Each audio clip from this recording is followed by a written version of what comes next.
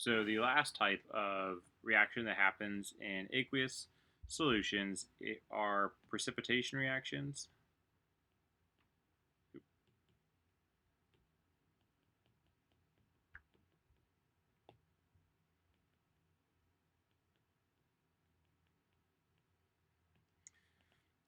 This is when we look at the insolubility of when we put ions together. Okay, so let me give you an example. If we have, let's say, two solutions.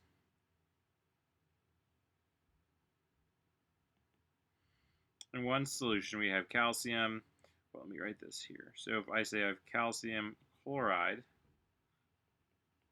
aqueous, and I have another solution of sodium hydroxide, aqueous. Okay. Now what this really means is that I have a bunch of calciums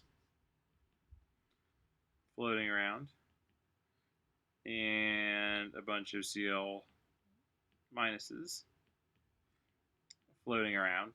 And over here, likewise, a bunch of Na pluses and OH minuses. And so what happens is if we take these and we combine them into a new container, the question is, will anything happen? And so we can write this out as calcium chloride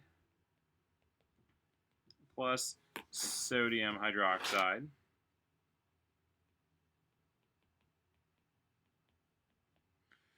goes to form calcium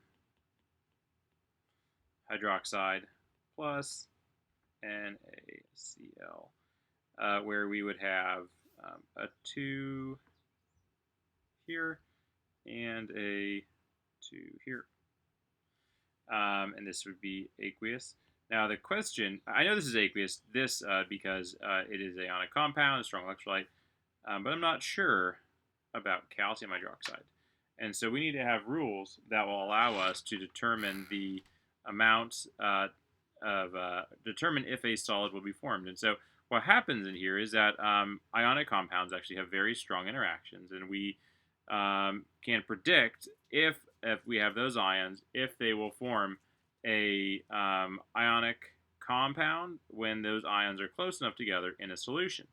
And so we have solubility rules to help us determine if that will happen or not. And so those solubility rules are right here. So I'm going to grab these and we'll move them up.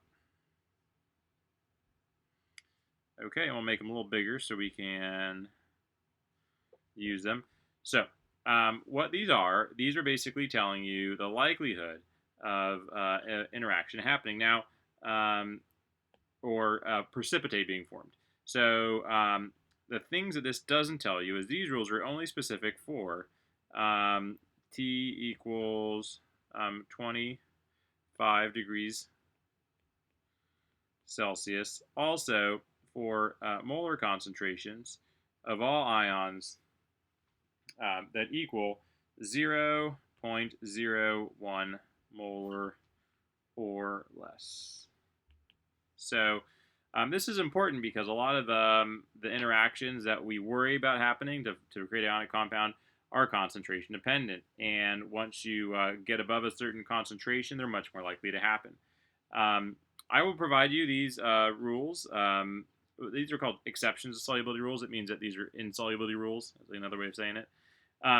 So if we look here, it tells you things that are soluble. So for example, group 17, all the halogens are always soluble, so except for AgCl, dimercury, or lead 2+.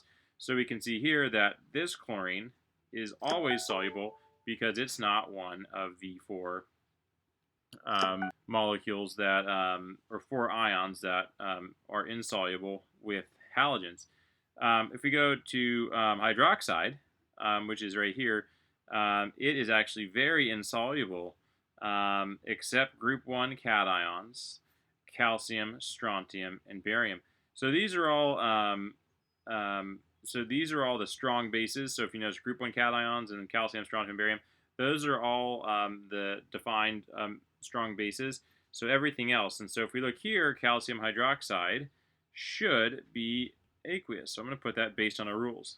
Now, the thing I want to point out is that if we increase the concentration, if I make these 0.1 molar solutions and I were to mix them together, then we would form a precipitate. A precipitate would form. Now, the only reason I'm telling you this is that so for example, if this were 0.01 molar, 0.01 molar, we would have no precipitate form.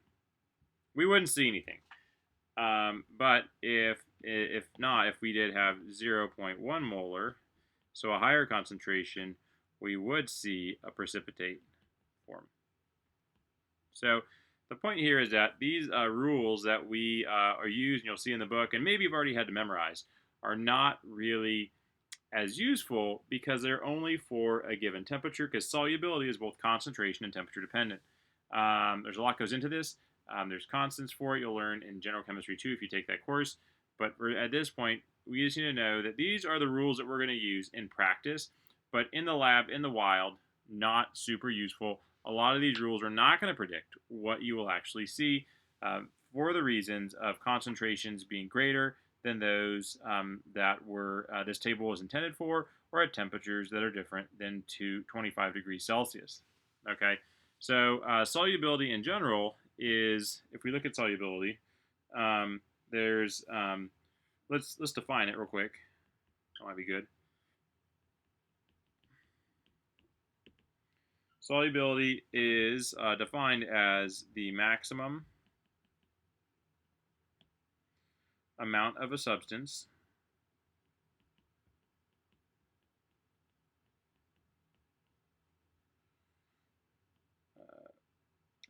that dissolves in a given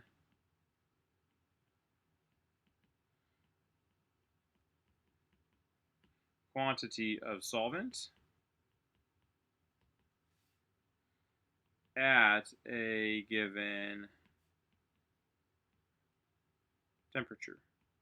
So again, temperature dependent and a given quantity of solvent. So this is showing the temperature dependence, and this is showing our concentration dependence, where the amount of solvent, if you have less solvent, the concentration goes up. If you have more solvent, the concentration goes down. So we have those two dependents, and so really we can think of solubility as it is more of a qualitative analysis or description. So the idea of something being soluble or insoluble are descriptive terms.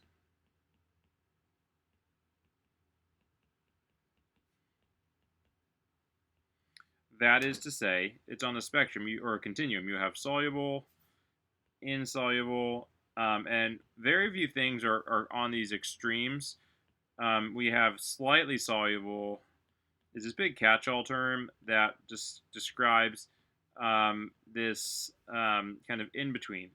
And most things are in between. And so a lot of times what we have is we have this detection limit where Ri can actually see some, if we have a test tube, we can actually see some solid being formed.